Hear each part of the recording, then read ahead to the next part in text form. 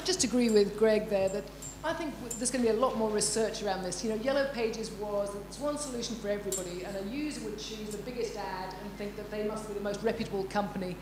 But I think it's going to be different for every individual industry. So, for instance, if I want to choose a plumber, I would actually like to know not, you know, whether you recommend him, but I'd like to know, did he turn up on time? Did he fix the problem? Did he have, I don't, you know, there's a template of maybe 10 things I'd like to know about a plumber or a carpet layer. But that's a different decision to a restaurant, which is, you know, you recommend the restaurant, so therefore I like it.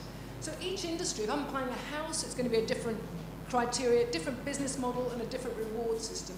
If I'm buying a car, you know, I think there'll be 20, 30 different business models, and it won't be one, you know, golden thing.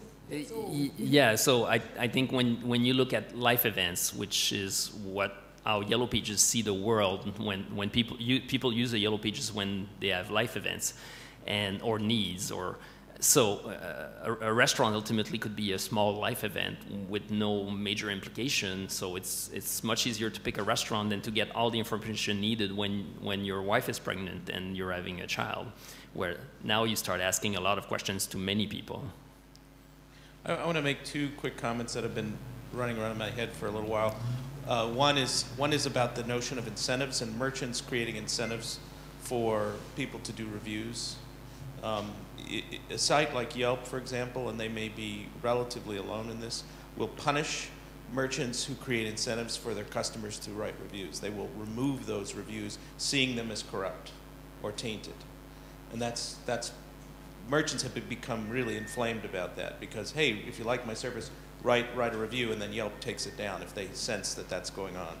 So that's one point about incentives that may be problematic. And then there was a question about, Ben, I think you talked about maybe the free, maybe, I don't know who it was, maybe it wasn't you. The free advocate is better than the paid advocate. Then the second point I wanted to make is that a lot of this stuff, and I said this last night, it just strikes me as enormously complicated. And I think that the complexity of these systems has to be hidden both from the end user and from the business. Because if there is complexity in the system, it dissuades people and pushes them away. It's just too much. That's my sort of fundamental perspective on a lot of this stuff. I think the complexity kind of goes back to some of the stuff that Bernie was, some of the use, or the things that are missing. There's probably a whole set of slides here of things, and they need to be, it needs to be invisible to the end user, that they're actually being able to create those lists and those sub-networks within their network.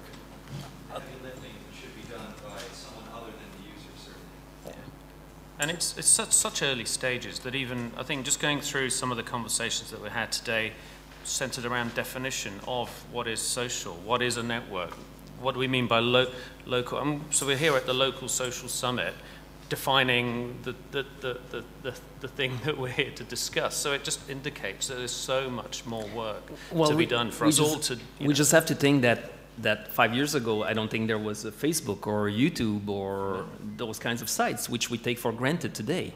So imagine in 5 years, the kind of things we'll be seeing. So I think we have to stretch our imagination when we look at those things and innovation on the web. And I think that's all our collective responsibility as well. I mean, that's kind of why we're all here. Well, I think the fact that we're using these social tools, so the fact that a lot of us blog, a lot of us tweet about the industry, we participate in these conferences, we're actually contributing to the acceleration of innovation while doing that. And I just want to make another pitch for the mobile device. I mean, I've been tweeting on this. Augmented reality. What? Augmented reality. Yes, I'm seeing your IQ now as I look at you. No, I've been using that to tweet when the internet has been up rather than my laptop. So I think that's a direction that a lot of this behavior is going to go because it's convenient and it's right there. Any last audience comments or questions? It's right, Robert behind. Oh. To bring it full circle, a comment about Generation Y and what I talked about as far as the formative experiences, that when we look at some of the patterns right now, that's what their starting point is, so they don't have to learn it. But interesting when I look at your 5-year view, some of those are very prominent within the lives of Generation Y right now. Some of those are being rejected by Generation Y right now. So if you, part of it I think is the complexity. We've got that 12% who's actually doing this stuff, and we've got 88% who isn't, and that's the generation coming in. So for me, if we can take away some of that complexity and show them the real benefit, as opposed to necessarily the business benefit and some of the other things, I think that's what's going to bring on maybe the next 30 or 40% that will turn the tide for local social. Okay, right on. I think that's a very good point to kind of draw the session to a close. Thanks to all the speakers, all the panelists, all the moderators. Thanks to Dylan and Simon for organising the event this year. I think you guys have done a great job. So a bit of a round of applause.